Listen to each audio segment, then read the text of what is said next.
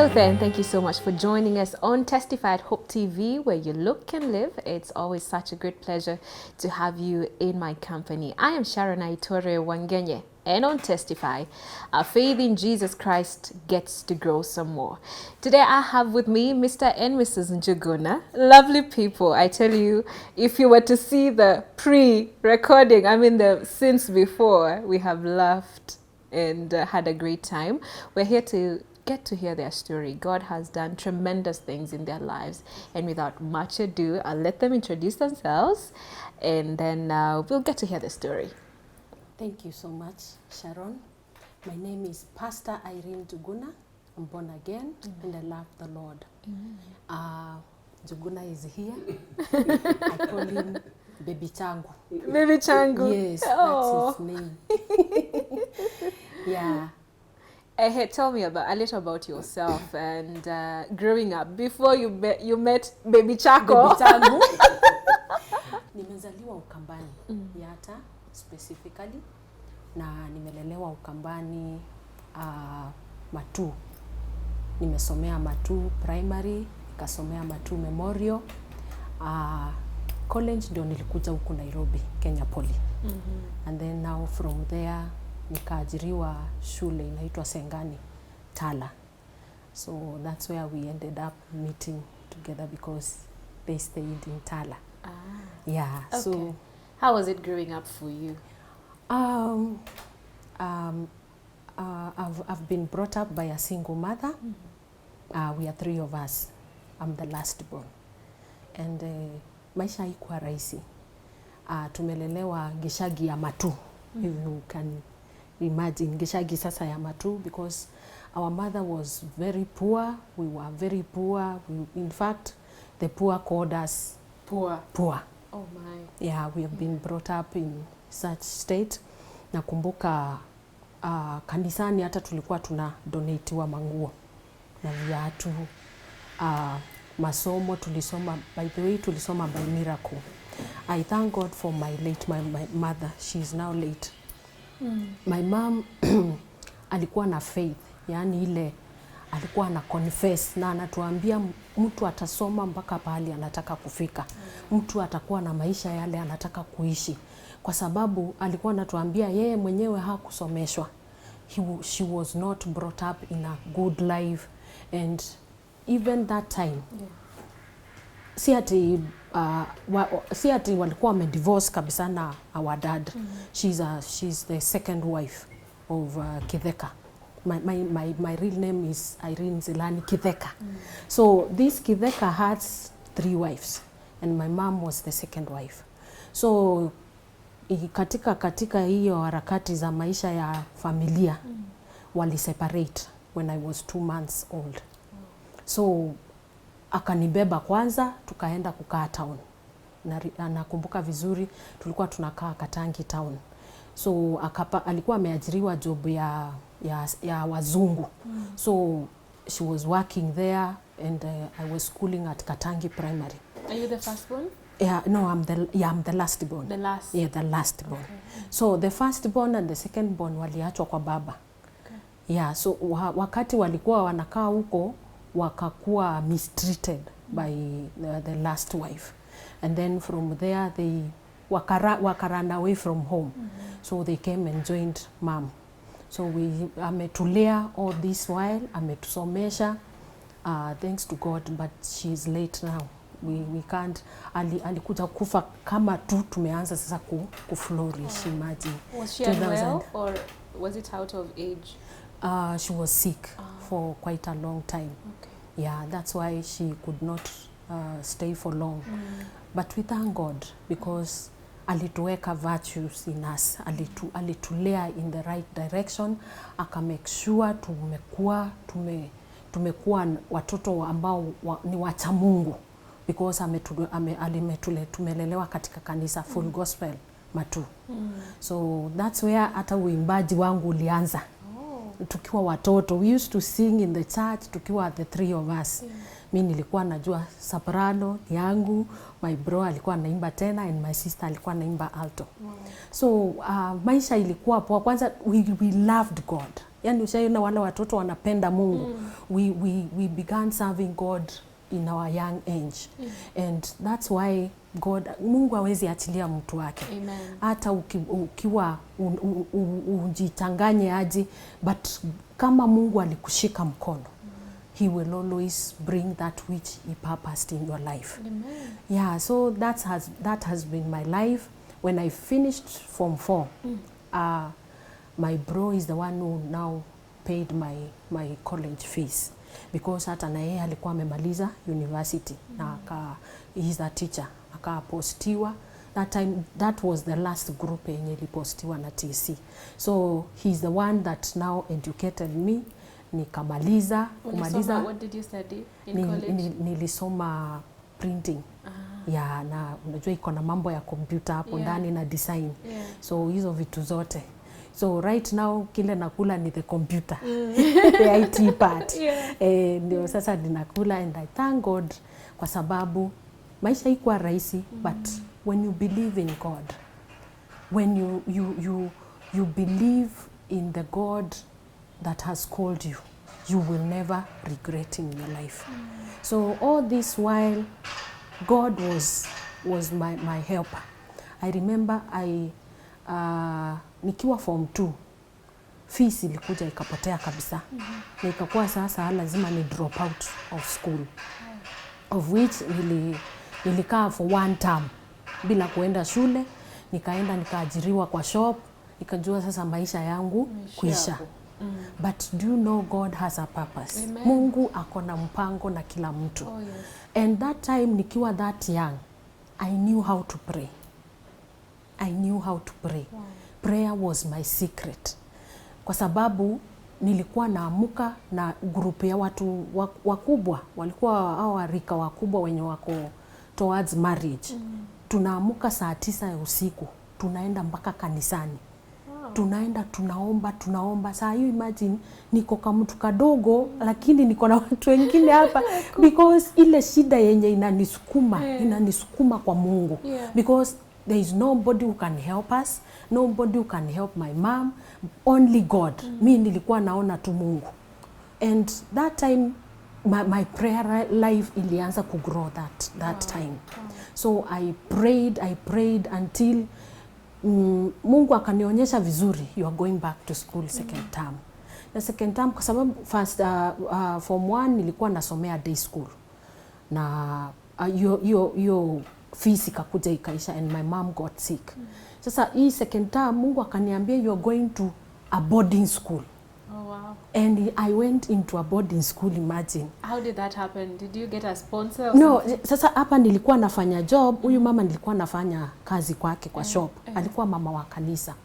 And she loved me so dearly. Mpaka alikuwa anakuja every Friday, nilikuwa na fast na ninaomba. So kazi nilikuwa najifungia, nafunga mlango, najifungia ndani ya shop saa 7, siendi lunch. Alafu yeye anakuja kwa sababu she was a teacher. Anakuja tunaomba. Tukaomba for those 2 months, mwezi wa kwanza, mwezi wa pili, mwezi wa tatu. Sasa ukikuja kufika katikati, ndio sasa God answered my prayers. She took some money, akaenda akapea my mom. Akamwambia sasa wewe endelea na kufanya biashara. Ndio sasa huyu mtoto aende shule. And my mom was very hard working. She was selling, alikuwa anauza, mama unaonanga wanatembeza mandizi na machungwa nini. She was very hard working. Na alikuwa anauza mpaka kwa magari. Na akatia bidii. Mpaka second term akakuwa amekusanya pesa za kunipeleka, imagine. Shule, imagine boarding school. Na akanibaia mpaka shopping, kila kitu. Na akaniambia utasoma mpaka pahali unataka. And I thank God because up to date I am grateful because of her. Amen. She made who I am. Oh yes. Amen. The beautiful you. Amen. So that has been my life. And I thank God. Amen. I was the CU chairlady. Nikiwa shule nilikuwa na bidii sana. I was the CU chairlady, nilikuwa mwerevu. I was the darling of all the teachers. Ushaona mtoto mwenye anapendwa. Yani mwalimu akiulizwa kitu anasema go and send Irene. So I grew in the hands of even the teachers. They became my mentors. Nikiwa form 4, fees ikakuja ikapotea tena kabisa, na mom akakuwa sasa amengonjeka ile, yani hawezi enda kazi, hawezi fanya anything. I still went on my knees and I prayed and I told God, wakati ulikuwa unaniambia utanirudisha shule, huku niambia nitamalizia nusu. Ulisema nitamaliza shule na nitamaliza na nipite vizuri na niende mpaka college ama university. And God heard my prayers. The principal then alienda akachukua basari, akanilipia form 3 ile term ilikuwa imebaki, na akanipa form 4 yote mpaka za mtihani. Wow. That is how faithful is our God. Amen. Alafu sasa from there nikamaliza shule ya Seko. My mom was still not feeling well. Tulikuwa tumebaki sisi wawili kwa sababu my sister alikuwa anafanya kazi Junja. My brother by then alikuwa university. So wakati nilimaliza form 4, nikaingia tu vibarua, nikaingia saloon, nikaanza kufanya kazi ya saloon.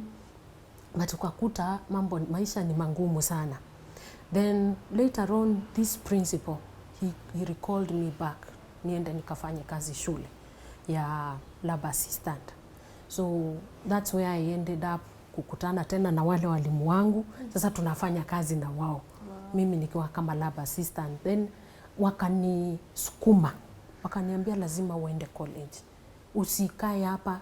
Saa hiyo naangalia naona sasa pesa ya college itatoka wapi? Hata hatuna hata ya chakula. Na sasa ninaambiwa, but I had faith. I remember nilikuwa na rafiki alikuwa anaitwa Catherine. We used to pray together. So we went somewhere called Goliba. And we used to go and pray. We prayed for 3 days consecutively. Imagine saa hiyo uko very young na una fast and pray. God was only my source. Yani Mungu tu ndiye alikuwa tu kila kitu kwangu. Then from there, after those prayers, imagine God answered. My bro walikuwa sasa wamesha postiwa. Na mimi nilikuwa nimeapply Kenya Poly by January. So barua ilikuja mwezi wa 4 na tulikuwa tunaomba mwezi wa 3. So wakati barua ilikuja, my bro si akaichukua. And he told me, nitakupeleka shule na ile pesa niko nayo, hata kama nitakuwa naishiwa, nitakuwa na kusomesha. Na imagine nikasoma, nikamaliza, nikapita vizuri kole, nikamaliza na nikaenda nikapata sasa kazi ya the same principal mwenye alinilipia shule ya primary. He is the one now who recalled me, akaniambia nimletee my certificates, akaniajiri shule. Sasa nikaanza kufunza computer. At the same time, computers ndio zilikuwa zinakuwa introduced into schools. So by then nikakuwa sasa mimi ndio nitakuwa mkubwa wa kusimamia all the ICT in that school. So Mungu anatenda mambo makuu kabisa. And kutoka hapo nikafanya kazi kwa hiyo secondary, but ikafika pahali when now ilifika, unajua sasa nimemaliza kole, I want to get married. Now in this process ya ku get married, hapo ndio kisungumkuti ilikuwa. Wacha sasa, ngoja. Ngoja sasa, let's hear from Mr. Njuguna. Wow, thank you so much, Sharon. God has a reason for us to share the testimony. Nianze, I think I should start from my growing up, yeah? Yes. Well, I'm last born in a family of 3.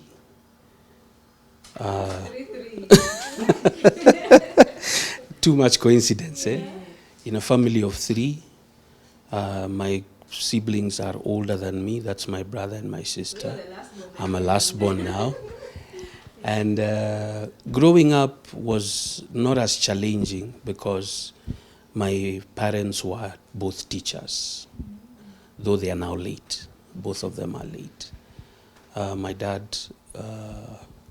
was a high school teacher.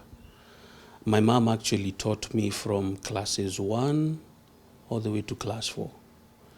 Then tukaendelea primary, I finished. Then coming to Form 1, my dad picked me up from Form 1 all the way to Form 4. Born and bred in Nakuru, but I usually say I'm a Kenyan because being a last born, wherever your parents go, unabebwa, you go with them. So I've crisscrossed the nation. I started my primary school from class 1 to 8. I think I've done 9 schools. Wow. 9. Why? Because I would start a class, then in the middle of the term or in the middle of the year, my dad is transferred. So we have to move to a different location. And so that has been the challenge. So when I was coming to clear class 8, we had settled in Nakuru. I was born in Baringo, Kabarnet Hospital. And I usually tell people that I have a Kalenjin name that I don't use officially. They call me Kipruto. Kipruto meaning a foreigner, so a stranger born in their land. But I don't use it because that's them. Then from the Kalenjin land, we were moved to Maasai land. So I grew up in Maasai land. And because of the easiness of language and my tongue, I was able to catch a few Maasai languages and stuff like that. So kutoka Umasai tukarudi tukaenda, we now settled back in Nakuru. So that's when I cleared my primary school. Pamaliza class 8, I was called Form 1, nikaitwa Menengai High School. During that stint ya Form 1, tukingangana what is to happen, my dad was transferred to Kambani, that is Machakos, a school called Tala High School. So I did Form 1 in Menengai High School, then had to move to follow my parents, being the last born. And being the mama's boy, you know, the mamas and their last borns, they don't separate. So I had to move again. I had to relocate to Tala. And so my high school life, from Form 2 all the way to finishing KCSE and joining college and now settling down, has been in Ukambani. But I usually say my staying in Ukambani is actually prophetic. And you may ask, why is he saying that? Mbona anasema hivyo? When I was 10 years, we were in Kajiado, Maasai land. And because of kazi za nyumba and masomo and both parents working, we got a lady, a girl, a house help from Ukambani, a place called Mua. And one of the December holidays, she brought us to Ukambani. And something very interesting happened, that we were going to greet their parents. But it so happened that her cousin was having a wedding around the same weekend. So tulipomaliza hiyo sherehe, harusi, nini, I was so glad of, you know, Kambas and weddings, they enjoy. They really celebrate. So when I got back home, my mom was like, they used to call me Junior then, because we shared a name with my dad. My dad used to be called Mbiu, M-B-I-U, and I also used to call myself Mbiu. So to make a difference, now I was to be called Junior, and then Mbiu ibakia ya mzee. So kufika nyumbani, my mom was like, hey, Junior, you've come, hey, what have you brought us? I said, Mom, I've not brought you anything, but when I grow up, I will marry a Kamba. I was 10 years. So I prophesied upon myself. And we've crisscrossed the nation and ended up in Ukambani. And that is where we settled. So in college, I did computer science, a higher national diploma. That's another almost coincidence. Exactly, IT. IT. Yeah. And then ile harakati za kufanya kazi hapa na pale, I found myself in a school, the same Tala High School, computers were being introduced, I became the guru. I used to teach now my teachers on how to handle computers. And then we started doing, what is it called? Automating the systems for the schools, accounts, typing letters and stuff like that. Yeah. So I would say I pioneered computers in Tala High School. Then from there, tukaendelea, and life continues. Right. So after working and doing a couple of things, then I think my mom is one who saw and said, you know, we are in Ukambani. And I think we came to collect Sam's wife. Okay. Just hold it right there. Oh, wow. Oh, wow. Okay. At this instance, we'll take a very quick break and then we'll be right back.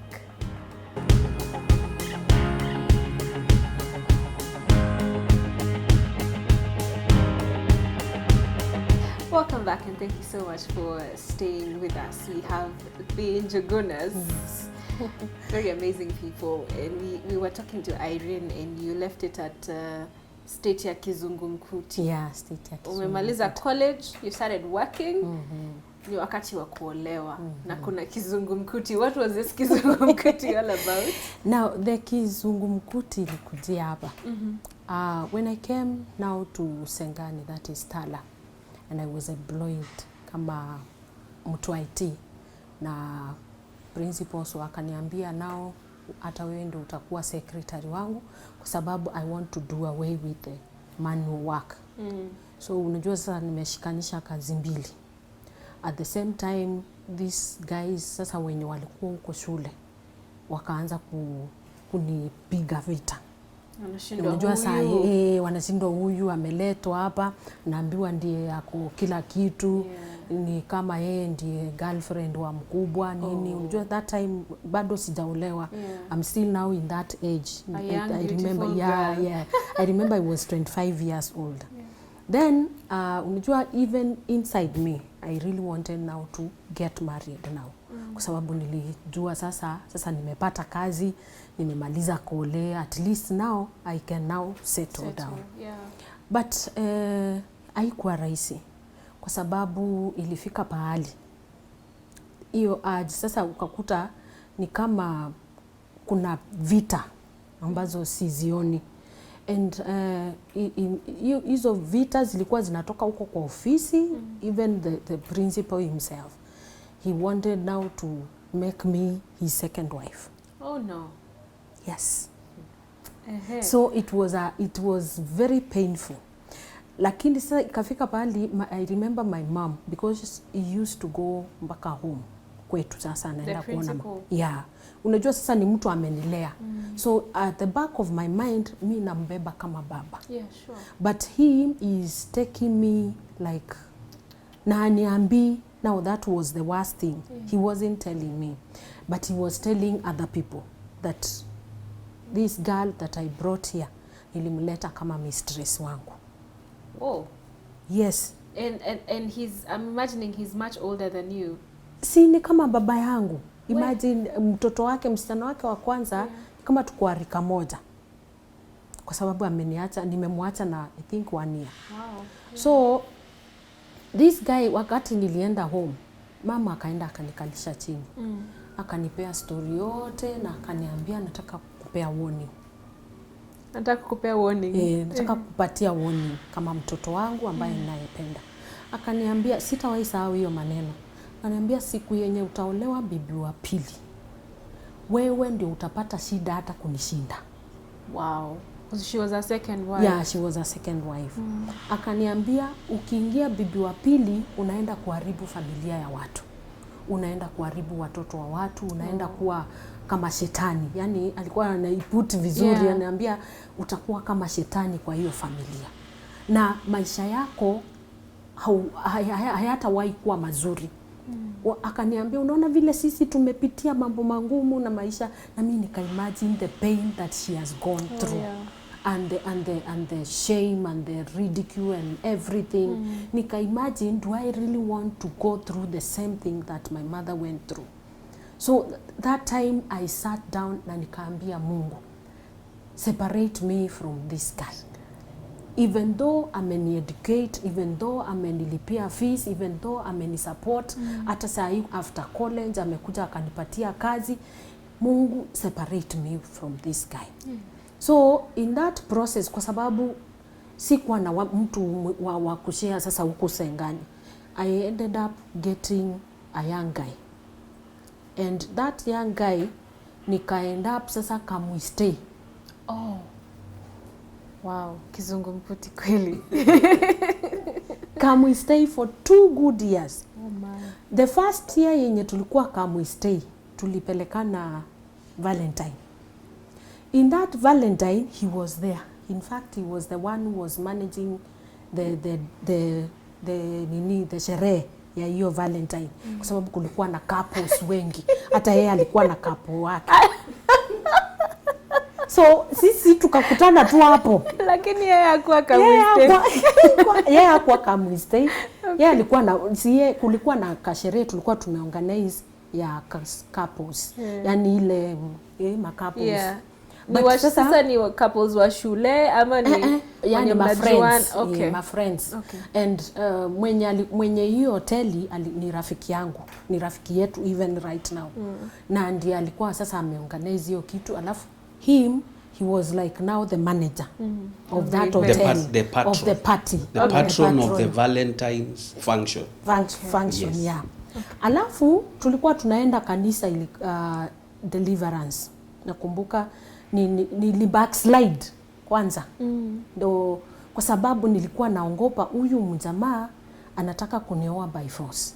Na mimi nikasema, nikaamua at the back of my mind, akiona niko na mwanaume mwingine, he will let me go. But he did not let me go. Hey. Akaanza sasa kunitesa. Mateso shule, kwa kazi. He began now speaking evil over me. Akaanza hata kutuma watu. Yani anatuma watu wafanye nini? Sasa anatuma watu wanichunguze. Nikitoka nikienda sokoni. Yeah, people following mimi nilikuja kukujua later. Waangalie maisha yangu, nimeenda na nani, ni nani nimeongelesha, na mimi sikuwa na any ill motive. Mimi nilikuwa nafanya kazi yangu. Kumbe yeye at the back of his mind, yeye alikuwa anaambia watu ati huyo msichana kwa sababu ni mimi nilimleta hapa, nita make sure amesafa. Wow. But do you know, in that process ya hiyo relationship, the guy came now to stay with me. Nilikuwa nimepewa nyumba shule. So nikamwambia sasa atoke huko kwao akuje tukae na Hey. nakwambia live, yani with the prayerful girl. Yes, I was that desperate. I really needed someone. Alafu ikafika bahali sasa ile prayer life ikaisha. Ile maisha nilikuwa naishi mazuri na Mungu ikaanza kudidimia polepole, ule upendo wa Mungu. But at the back of my mind, na ndani ya kuna pahali yani kuna kuanga na hiyo vacuum. Sure. I really needed God more than ever. Lakini ni kama ilikuwa nasema ni kama kishetani kilikuwa kinanishika, kinanifinya, yani kinanipress chini, wewe kaa hapo ndipo kwako. That's where you belong. Alafu jamaa mwenyewe, by the way, alikuwa anaenda kanisa, alikuwa ameokoka. But Hata yeye alikuwa ameokoka, hata yeye akaenda chini na alikuwa anakunywa sasa. Ai. Sasa the drinking part ndio ilinipeleka, yani nikakuwa sasa, Mungu, hii sio yenye nilikuitisha. Kama tu kubageni unipatie a drunkard. Yeah. Na saa hiyo ni mtu yangu. So anytime tukipanga hizi tunazitanga tithe ya kuenda kwetu, yani that dowry thing. Dowry thing. Yeah. The guy anatoroka na pesa, anaenda anakunywa 2 weeks, na muona after 2 weeks akiwa ametakaa, anakaa chokora, na narudi kwako. Anaenda anakuja huko. Yani anakuja huko. Saa hiyo mimi nimelia, nimeomba Mungu, ninamwambia Mungu, ananiambia wewe ndio ulijiingiza hapo. wewe ulijiweka hapo. But I'm telling you, God is so faithful. Amen. I cry to God. Kumbe saa hiyo mimi napitia nikafika pahali after before the 2 years, I think 1.5 years down the line, I began now kujirudia, kwa sababu unaona hii wakati nilikuwa na hata akienda akifanya vituko zake na achwa kwa nyumba, I was praying still. Nikaambia Mungu, mimi sitawahi kuacha hata kama nimeanguka. Nakumbuka that time ni kama ndio Hope FM ilikuwa imeanzishwa, and Biblia usema ndio zilikuwa zimekuja, so hizo my FM mimi nilikuwa naziweka nyimbo za Mungu. Then sijui ni Hope FM ilikuwa inaleta nyimbo za repentance, ile ya prodigal son, rudi mwanangu rudi, yani ikakuwa hiyo ndio message. Anytime nikifungua radio hiyo kama ndio hiyo message, yani nyimbo hata zikiimbwa, come back my son, come back, I will receive you. And in that process nikaanza kurudia Mungu pole pole, mimi peke yangu sasa. I repented na nikaambia Mungu, if only you will get me out of this quagmire, nitaishi kukutumikia milele.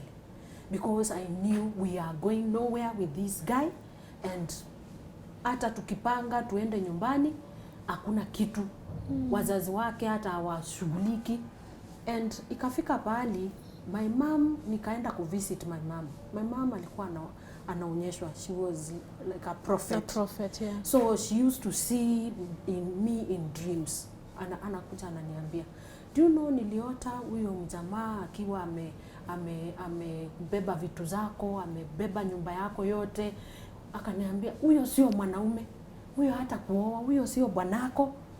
Mimi ninashindwa, mama unaniambia nini ukweli? Mimi ni ukweli. But when she told me that is not your husband, and he will never marry you, lakini atakuharibia maisha, nikashika. Mama alikuwa anaongea, akiongea one word ninashika na ninajua huyu ameonyeshwa. So one day nilikuwa nimekuja, I think nilikuwa nimeenda home back in 2004. Kianzia nikaenda nyumbani kuvisit my mom, then nikabeba vitu mazuo nini hizo vitu zote, nikakuja sasa. Nilikuwa nakuja nielekee sasa Sengani. So in the process nilikuwa nataka kuchukua taxi kwa sababu nilikuwa na vitu mingi. So in the process ya kuenda sokoni kununua some things, nikakutana na a friend, walikuwa na gari. Alafu tulikuwa tunasoma na yeye, she was a long term friend. Akaniambia, Irene, nilisikia tu nimeitwa, akaniambia kuja. Kwani unaenda wapi? Nikamwambia si mimi naishi huku, ninafunza Sengani sijui nini. Akaniambia, si hata sisi tunaelekea hiyo barabara. Walikuwa wanaenda pale panaitwa Matungulu, hata sisi tunaelekea hiyo barabara. Nikaona opportunity, si ni opportunity ya mimi niende wani drop tu hapo Sengani na wao wapite. So in that process mimi nikaingia kwa gari. Ule mwenye sasa gari yenyewe akanibeba, akaniambia hata wewe haushukii Sengani, tunaenda na wewe mpaka uone kule Faith, alikuwa anaitwa Faith. Kule Faith ameolewa, then majioni tutakudrop tena Sengani. Wacha sasa hapo nilichokorwa akili. Do you know God can send anybody akuzuzue? Yani jamaa mwenyewe alinizuzua, akaniambia this is not your life. Your life, you're supposed to get married to someone who has cars, who has big life, someone who is good. Sasa akili yangu ikaanza kuwork out, na ni ukweli. Akaniuliza, kwani wewe ndio unambebea machakula? Si the one you should provide. He's the one who is supposed to be providing. Sasa unajua akili imetokoreka, na alafu nikitoka home ndio mama alikuwa ameniambia, huyo sio bwanako. Enda kwanza ukamfukuza kwa hiyo nyumba. Sasa si mimi nikarudi. Niko na mahasira za huyu mtu, already amekunywa, amefutwa kwenye alikuwa anafanya kazi, anakaa chokora. Yani mimi nikaambia Mungu hapana. Tukaenda Matungulu, tukakaa mpaka jioni. Kitu saa 1 hivyo. Sasa tukikuja kupita Sengani, wakaniambia hata tukudrop, tunaenda na wewe Nairobi. Na unajua jamaa yeye ni askari. He refused. Akaniambia hata utaenda kulala kwa Faith na from tomorrow mimi nakuja nichape huyo mtu nimtoe kwa hiyo nyumba. Can you imagine? He told, yani ni kama Mungu alikuwa anamuongelesha. And this guy huko unamjua ama ulikuwa mtu mwenye sijui? Wow. Somebody that I don't know. He was sent of God. Sasa ndiye alinizuzua akanionyesha cha ukweli. What are you doing with this man? Then from there tukaenda mpaka Nairobi. Sasa unajua huyu jamaa naye alipata ujumbe nilionekana. Tala. Na nilionekana na nikaingia kwa gari na gari imeenda mpaka Matungulu na gari imerudi Nairobi. Sasa kesho yake akaningojea. Nilingojewa na kuambia ikifika majioni nilichapwa kichapo cha umbwa. God can open doors za kuchapwa ndio utoke kwa ujinga. I was beaten seriously. Wow. Na huyu jamaa unajua alikuwa already na kesi kotini. Na alikuwa already ameamuliwa kufanya hii community. Alikuwa amefanya nini?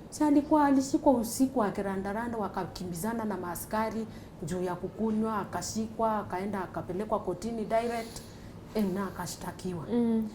Kumbe mimi na mimi sijui. Nikachapa shule yote ilikuja hapo. Sasa hiyo unapiga nduru. Umewekwa aibu shule yote, watoto wote wanakuangalia. Their teacher. Yes. Umejaa aibu. Yani mpaka nikajiuliza Mungu. Vile nilikuwa nakupenda na kutumikia. Yani ushaiona ni kama maaibu ni kama zinatumwa kwako. Yani ni kama every now and then shetani akiamua kugonga mtu ni wewe tu anakuja anagonga. I was like that, open doors of attacks. Yani nilikuwa naatakiwa from left, right, center. Then from there wakati nilipelekwa hospitali when I came back cause yeye alitoroka sasa na akapotea kabisa. That is now when kumbe Mungu alikuwa ananifungulia barabara sasa ya kuishi maisha mazuri na kumrudia. From there nikaamua hata hiyo shule na hama naenda kukaa Tala Town. Na nikienda kukaa Tala Town alafu bado unafundisha shule. Nafunza huko shule. Lakini sasa nilienda Tala Town kwa sababu nilikuwa nataka kurudia Mungu, niende kanisani. For those 2 good years sikuwa nakanyanga kanisa ya mtu. Wow. I had backslidden completely. Na wakati nilihama nikaenda sasa Tala. Nikaingia Maximum Miracle. Sasa hapo ndipo sasa Mungu naye aliniunda vizuri. Na nikaamua kwa sababu every day kulikuwa na prayers za jioni. Nikaamua sasa Mungu mimi nilijiamulia na nikagonga ukuta. Sasa wewe niamulie. Give me that man that you want for me. Nimeinua mikono, mimi sitaki mwanaume mwingine na sitaki kujichagulia tena na sitaki kujipea any man. I want you now to rule in my life. Wow. Na ni kama sasa nilienda sasa kuanzia upya na Mungu. I wanted to begin afresh na nikaanzia upya na Mungu. Every now and then watu waliongea kwanza huko Sengani, wakaongea wakasema sijui nini, ati huyo sijui hata ameenda ndio sasa hata ameenda kuwa malaya, but I knew what you were doing. I've gone back to God. Amen. Na kwa sababu Mungu hajawahi niachilia, God will not leave me that time. Amen. That's where I ended up meeting. Ngoja sasa, wacha. Tuliacha mtu akienda kucollect wife. Tell me about that just a little. So in fact mom ndiye alikumbuka. Because you see you're talking about umesema jambo in your 10 years. And this is umemaliza high school, you've done college, you've now umeanza kazi hizi vibarua, you're trying to put your hands on literally anything that comes. So that's when mom remembered. And actually alituita mkutano. Hiyo mkutano ilikuwa watu watatu. Mimi, my dad na yeye. Akasema unajua, I've just remembered that Sam akiwa 10 years kuna kitu alituambia. And could it be the reason why we are in Ukambani?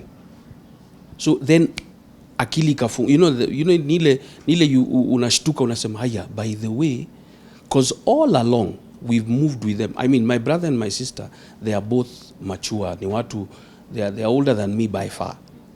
Because between me and them, I think there's a spacing of about 5 years or 6 years. And the two of them happen to be twins. So between them and myself, there was a set of twins that didn't survive. That's what my mom told me. But because of that long break between me and them, there are people who walimaliza shule mbele yangu. They got themselves into, my bro is an accountant, my sister is a secretary, works with, and all of them now have their homes. They are married and settled in the Rift Valley. So mimi ndio nilikuwa nasonga na madhi na mzee as the mtoto wa mama na baba. And in fact, even in Ukambani, like this place where we are settling, a lot don't know. They only know me as an only child. So when we bring in now issue ya bro na sis, ndio wanashindwa, ala, kumbe mwalimu ako na watoto wengine. So when mom reminded us, it clicked in my mind. But ile ujana tu, you know, ile wokovu ni ile ya uko church, uko happy. That's how I ended up even hosting Valentine bashes. I ended up hosting. What used to happen is that Tala is not far from Nairobi. And what we realized is that people used to spend money to come to Nairobi for certain functions. So tunauliza, so I asked this madam, because alikuwa na hoteli, alikuwa mwalimu. So nikamuuliza, kwa sababu you have a hotel, why don't we organize some of these fancy things during these special days, Valentine's, Christmas, those public holidays, and just bring people together and you sell. So unauza chakula, and then these people can come in with drinks and stuff like that. So I got myself busy that way. And I've grown loving music kutoka nikiwa mtoto mdogo. I used to sing, I used to rave, I used to go disco dancing, those kind of things. I ended up becoming a DJ at some point. So me and music are tuko hivi. Tuko kimoja yani kabisa. We are good. So what happened was when mom mentioned it, I was already in a relationship. And this relationship was very interesting because I had stopped working for the school and nikapata kazi in Nairobi. But I used to commute from Nairobi. From Tala, that is, yes. I used to commute from Tala na kuja Nairobi. So I happened to meet this lady and we started talking. Tukaanza kuongea. And then, you know, the design, a lady just wants to brush you off, anakwambia niko na mtoi. Okay. Just hold it right there. Yes. You'll tell us about this interesting relationship in just a bit. But let's take a very quick break and we'll be right back.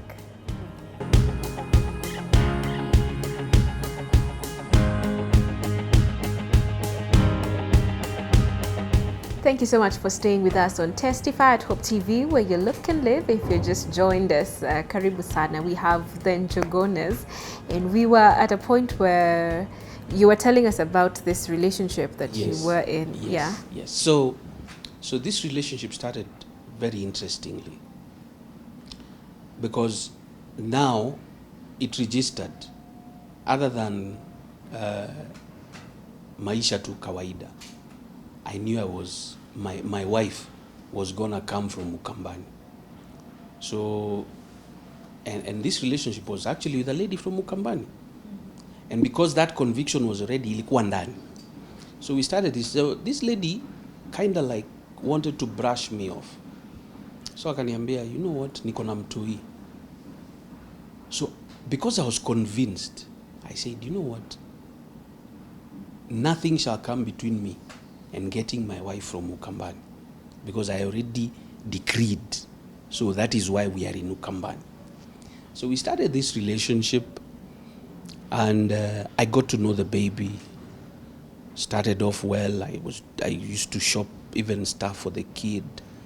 Napelekea mtoi. I loved the baby first. because eventually now I was to come and love both, the baby and mother. But little did I know that it wasn't going to work out. So something was orchestrated and your relationship ikakatika. But because I had given my heart out, it really devastated me. And remember, life yangu ya wokovu then was not that, it was ish. Ilikuwa saa zingine niko ndani, saa zingine niko nje, saa zingine niko God ndio, saa zingine niko church, saa zingine nasikia hapana na chaparevu kiasi, you know, those kind of things. And I ended up even becoming a DJ and hosting a lot of parties and even bringing in teams from Nairobi. DJs would come and do days, nafanya bash ya like a weekend. And I used to love movies also. So a friend of mine alikuwa na movie shop. And then so ile when I'm not with my quote unquote girlfriend, the Kamba lady, what happens is that I used to go and sit and watch movies at this guy's shop. So at some point I saw her. Yes, I saw her. And I used to tell guys, unacheki vile majamaa uketi kwa street, tuna kitu na mabesti, we ni aje, ule ndio wife yangu. Just like that? Just like that. Na yeye saa hizo anapita na ule mwingine na wanaenda church, wanaenda fellowship. So me guys would be like, we Sam, wacha upuzi. This is not you. How? Na uoni yako na chali yake. Naambia mimi sitaki kujua. So I'm like, okay, I brushed that off.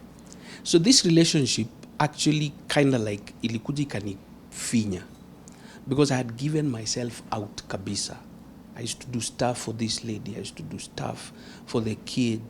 I ended up even paying some amount for the brother-in-law to be at some point. Yani unajua nile unajitolea. Hizo strings zilikuwa mingi kabisa. And you know me, I was like, I'd gotten to a point where, because I'd seen guys and issues in relationship, I'd already made up my mind. I'd even spoken to my mom, nikamwambia, ule dem ndakuletea hapa, usingoje mtu mwingine, that's my wife. So I'd already made, because I had seen guys go through heartbreaks and stuff like that. So I'd already made a decision.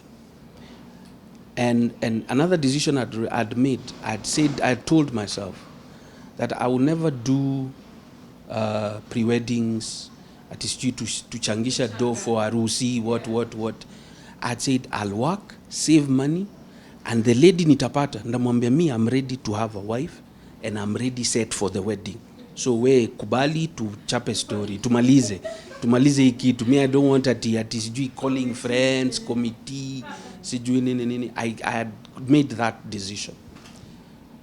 But this relationship was so devastating that I contemplated suicide. Wow.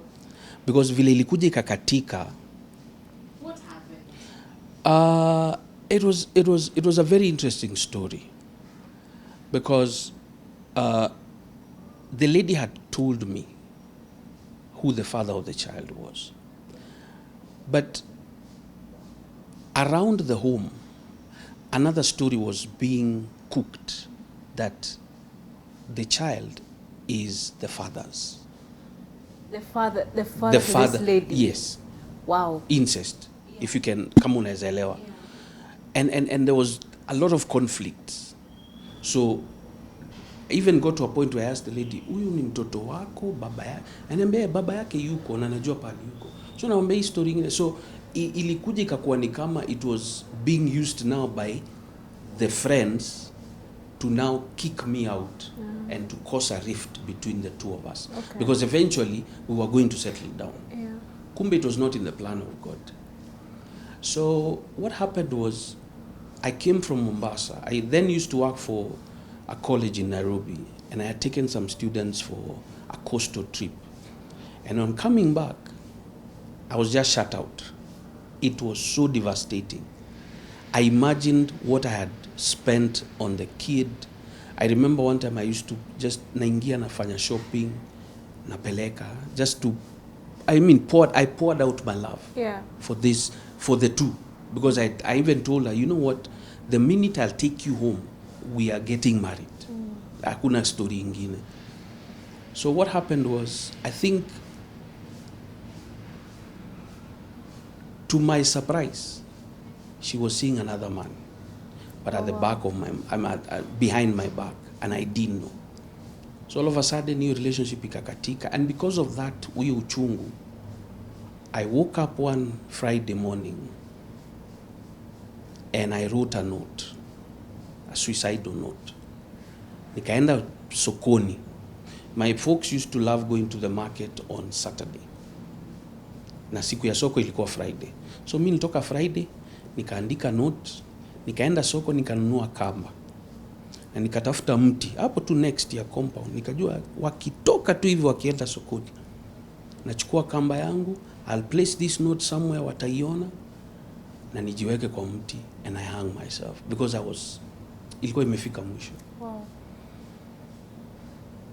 And that plan was set. Na nikalala Friday. Saturday mom wakaamka, Junior Sam, tumeenda sokoni. Kajua good. So nikamwambia mimi nimerudi kulala, ndaamka nikunywe breakfast, because I had known what my plan was. Yeah. And I slept and slept. You never I never committed suicide. clearly. I never. You slept mpaka Because when they came back, ndio waliniamsha. So I was like surprised. I'm like, what? I'm still awake? I thought I was supposed to be dead by now. But God was in the working. Most definitely. Because immediately after that, I started connecting with church. In fact, that Sunday, I went to church. Wow. And the most interesting thing is that when I entered church like this, I'd already made a decision that in the church wapi. I walk into the door like this. Who's leading praise and worship? Her. Hey. And I didn't beat about the bush. I went straight after the service. I shook her hand. I told her, you know what? I'm having lunch at your place. Wow. Sikupoteza wakati. Hata hukumuuliza unamwambia. Nilimwambia tunaenda lunch kwako leo after service. Oh my God. And this is us now. That's all I can say.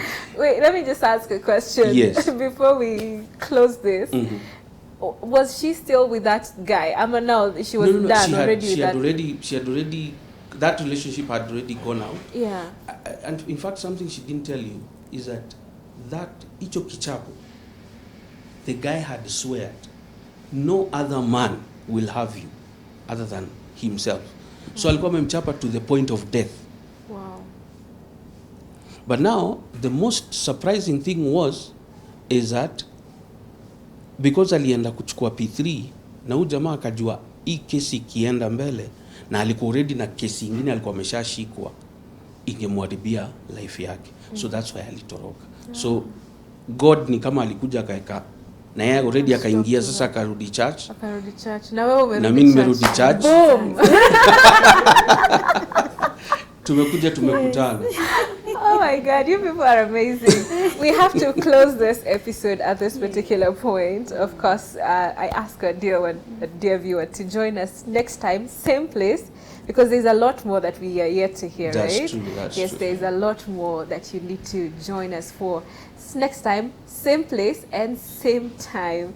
I have been your host, Sharon Aitore Wangenye. I want to appreciate Sitam Kadolta for this amazing space they have given to us. It's a fully furnished house at Sitam Parklands where you can come over with your friends or family, just spend some lovely time. It's, like I said, a fully furnished house with a living room, a kitchen and bedrooms and all that. It's really beautiful. Remember to get in touch with us through the number appearing on your screen. You can also do that on our social media platforms. See you next time and God bless you.